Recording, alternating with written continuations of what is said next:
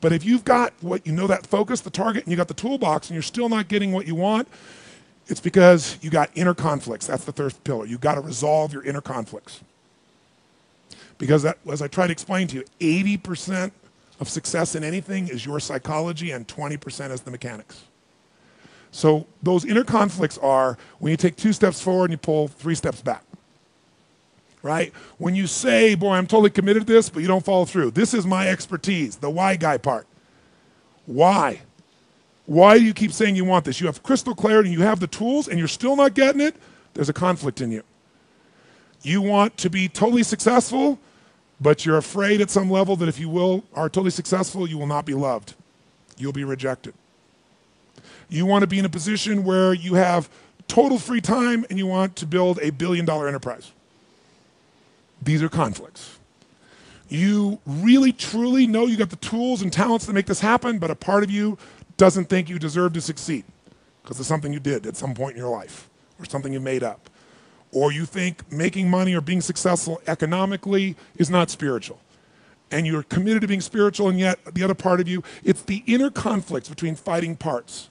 So what do we do in this third pillar? Think of it as a vault we got to unlock. Think of it as unlock and unleash. That's the third pillar. The way you unlock and unleash is you identify the conflicts. You get clear what they are. So you may have total clarity, even the tools, but how can you totally unleash and commit when you're being pulled in 2 different directions? You say, Tony, how do I solve that? There isn't one way.